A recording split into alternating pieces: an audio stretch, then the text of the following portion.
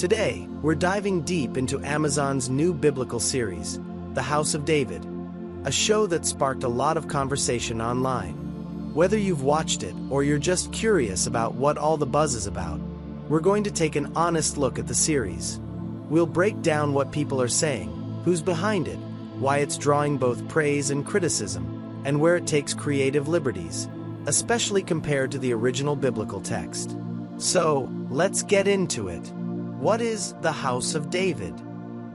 If you haven't seen it yet, or you're just hearing about it for the first time, The House of David is a dramatic retelling of the life of King David. Yes, that David, the shepherd boy who famously defeated Goliath and later became the king of Israel. This series tries to capture David's journey in all its complexity. From humble beginnings to a powerful monarch, through triumphs, failures, and deep spiritual lessons. The show is clearly inspired by the Bible, but it's made with modern storytelling techniques. High production value, cinematic battle scenes, emotional depth, and controversial moments that blend historical fact with some fictional dramatization. Initial reactions: a mixed bag. As soon as the series dropped, social media exploded. People had opinions, lots of them. Some viewers absolutely loved it. They praised the rich set design, the costume detail, the epic scope of the battles, and the overall cinematic quality. If you're into grand historical dramas with emotional weight, this might be right up your alley. I can definitely appreciate the effort and craftsmanship that went into the production. Others online pointed out how immersive the storytelling was. They liked how the show humanized biblical characters and made their emotional journeys feel relatable. It reminded a lot of people of The Chosen, but with an Old Testament lens and a grittier, more intense tone. But not everyone is clapping. The criticism: a storm of concerns. As much praise as the show has gotten, there's also been strong criticism, especially from people within religious circles. One major concern is the show's faithfulness to Scripture. Critics say the series adds events that aren't found in the Bible, that it strays from the original text and takes too many liberties. Some religious leaders have even gone so far as to warn their communities to avoid watching it, fearing that newcomers to the faith might take the fictional elements as fact. This has led to a split. On one side, you've got viewers who think, as long as it leads people to explore the Bible, I'm okay with it. And on the other side, you've got those who believe this kind of dramatization blurs the line between truth and entertainment, possibly even leading people away from accurate understanding. So, who's right? And what exactly are these creative liberties people are talking about? Who's behind the series? Let's talk about the people involved in making this show. Amazon is distributing it, which raised some eyebrows right away. People wondered if a massive corporation like Amazon would try to censor the faith-based message or water it down for mainstream appeal. But here's what the show's creators, Dallas Jenkins from The Chosen and John Irwin, have said: Amazon didn't interfere. In fact, they emphasized that Amazon gave them complete creative freedom, legally protected in the contract. They explained that Amazon, being a data-driven, customer-centric company, saw the massive demand for authentic Christian content and simply wanted to serve that audience. So the creators have assured viewers that there's no hidden agenda, no behind-the-scenes censorship. Controversial creative choices. 1. David as a bastard child. One of the most talked about changes is the portrayal of David as an illegitimate child, a bastard born outside of wedlock. This isn't explicitly stated in the Bible, but it is a common theme in Jewish folklore and tradition. Some viewers were uncomfortable with this interpretation. They felt it added drama that wasn't necessary, and that it might mislead people about David's actual lineage. But others point out that Psalm 51 verse 5 says, "In sin my mother conceived me," and interpret that as a subtle hint at David's questionable origins. Whether or not that interpretation is accurate, the creators claim this storyline doesn't contradict Scripture. It simply builds out the emotional and social tension in David's life to make his rise more dramatic and relatable. They stress that this is extra-biblical, not anti-biblical. And there's a key difference. Extra-biblical elements add context or imagination that doesn't go against Scripture. Anti-biblical elements, on the other hand, directly contradict the Bible. So, for the creators, this portrayal was a creative decision meant to deepen David's character, not distort the Bible. 2. Goliath's spear scene. Another big point of controversy is the way the series starts. In the first episode, there's a dramatic scene where Goliath appears to wound David with a spear, a moment not found anywhere in the biblical account. Critics say this scene undermines the clear and triumphant narrative of David defeating Goliath with a slingshot and God's help. Some argue it changes the fundamental tone of the story, from faith and victory to trauma and suspense. But the creators explain this scene as a creative flash-forward. It's meant to hook viewers early and then jump back in time to show how David got to that moment. Think of it more as a cinematic device, not an attempt to rewrite the Bible. 3. The violence. The show is gritty. It doesn't shy away from the brutality of war. Scenes like Samuel executing King Agag or violent battlefield moments are shown in graphic detail. Some viewers expected a more sanitized, family-friendly version of David's story. But here's the thing. The Bible is violent, especially during the time of David, which was smack in the middle of the Bronze Age. War was part of life, and biblical stories don't hide that. The creators believe portraying this violence honors the reality of Scripture. They do acknowledge that the show is likely TV-14, and parents should use their judgment. While they tried to make a show they'd watch with their own kids, they also recognize that not every family has the same standards. 4. Fictional backstories and dialogues. Like The Chosen, The House of David also fills in the blanks with original dialogue and backstories. For example, David is portrayed as rebellious in his youth. He argues with his father. He storms out. There's tension between him and his siblings. And there's even a fictional narrative around his mother. Critics argue that when the Bible is silent, creators should be silent too. But the showrunners see these additions as storytelling tools, not theological statements. They're building out characters to help modern audiences connect emotionally, not rewriting doctrine. Balancing art and faith. The big question in all of this is, how far can you go when adapting Scripture for the screen? Should filmmakers stick rigidly to the text? Or is there room for imagination and creativity, especially when the goal is to bring these stories to life for new generations? It's a delicate balance. Some people appreciate that these shows spark conversation. They make viewers curious about the Bible. They draw in people who might never sit through a sermon but are willing to binge-watch a series. Others fear that the blending of truth and fiction will lead people away from Scripture rather than toward it. And honestly, both sides have valid points. Here's my honest take. The House of David is not perfect. It makes bold choices. Some of them will challenge your expectations. Some will make you pause and ask, wait, is that really in the Bible?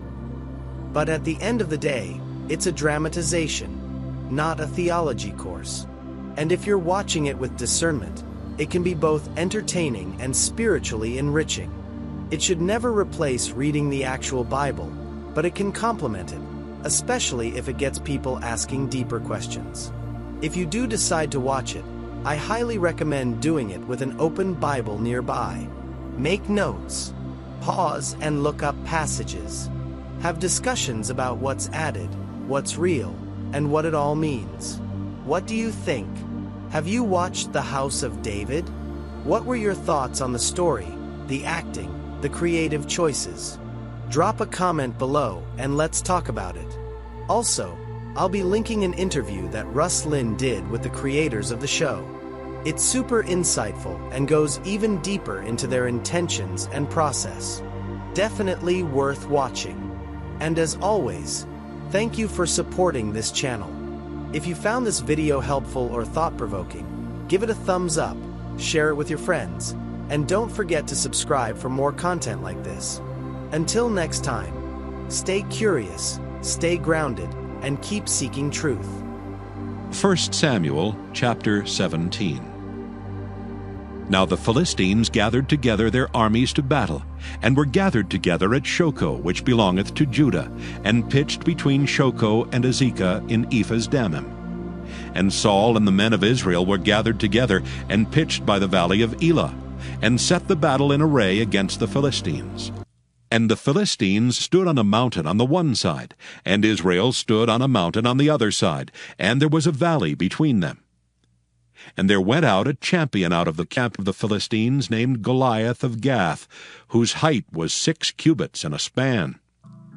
And he had an helmet of brass upon his head, and he was armed with a coat of mail, and the weight of the coat was 5,000 shekels of brass. And he had greaves of brass upon his legs, and a target of brass between his shoulders. And the staff of his spear was like a weaver's beam, and his spear's head weighed 600 shekels of iron, and one bearing a shield went before him. And he stood and cried unto the armies of Israel, and said unto them, Why are ye come out to set your battle in array? Am not I a Philistine, and ye servants to Saul? Choose you a man for you, and let him come down to me. If he be able to fight with me and to kill me, then will we be your servants. But if I prevail against him and kill him, then shall ye be our servants and serve us. And the Philistines said, I defy the armies of Israel this day. Give me a man, that we may fight together.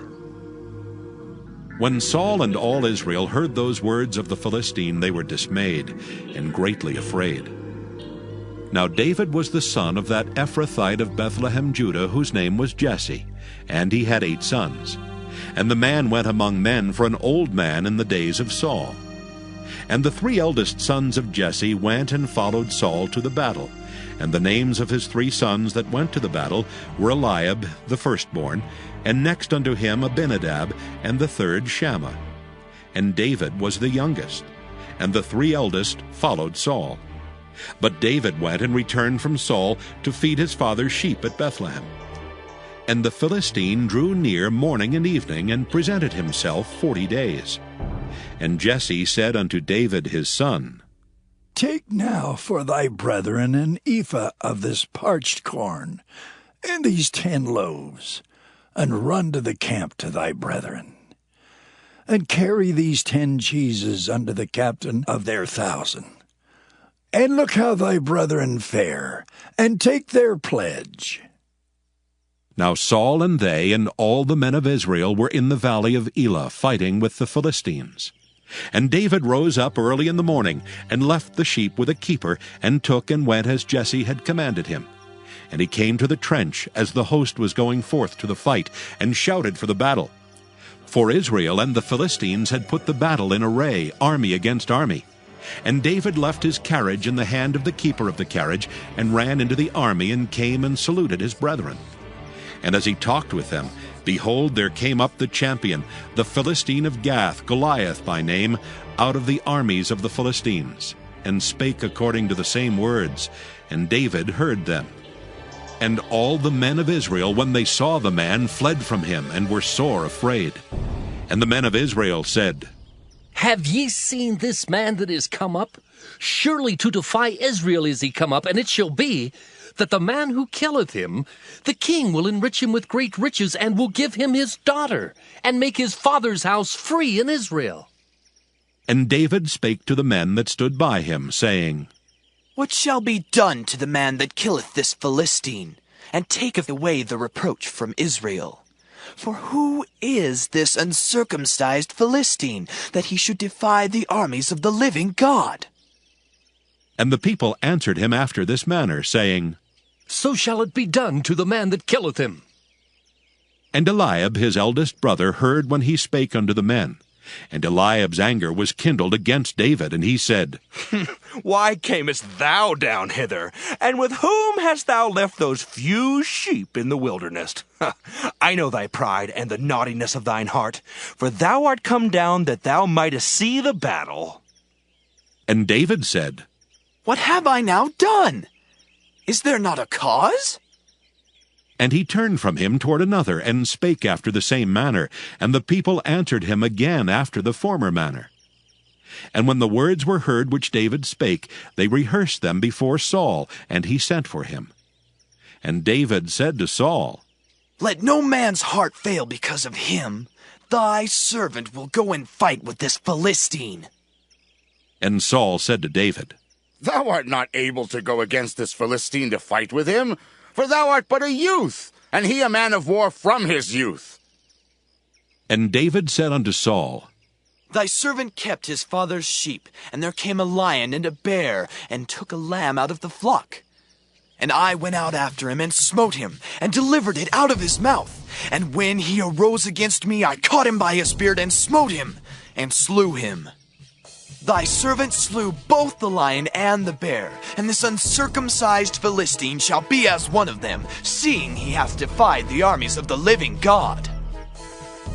David said moreover, The Lord that delivered me out of the paw of the lion, and out of the paw of the bear, he will deliver me out of the hand of this Philistine. And Saul said unto David, Go, and the Lord be with thee. And Saul armed David with his armor, and he put an helmet of brass upon his head. Also he armed him with a coat of mail. And David girded his sword upon his armor, and he essayed to go, for he had not proved it. And David said unto Saul, I cannot go with these, for I have not proved them. And David put them off him.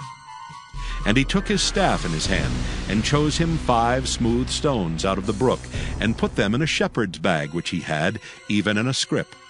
And his sling was in his hand, and he drew near to the Philistine.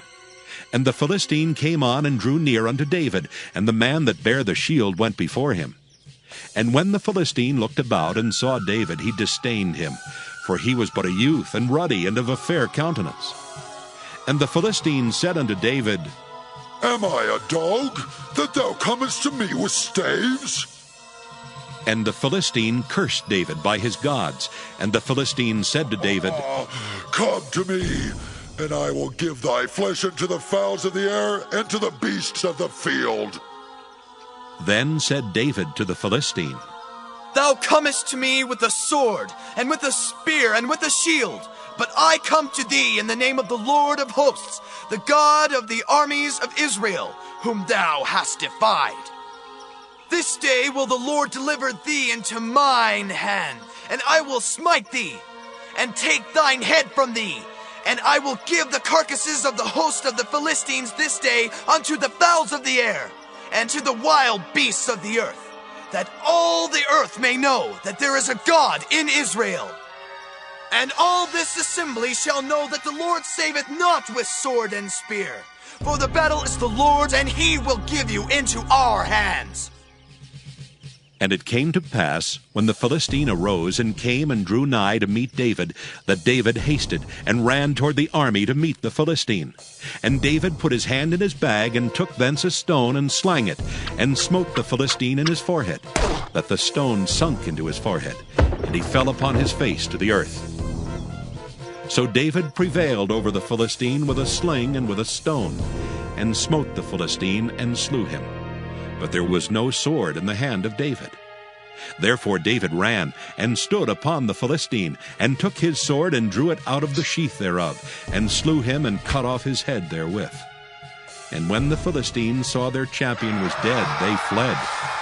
And the men of Israel and of Judah arose and shouted, and pursued the Philistines, until thou come to the valley, and to the gates of Ekron.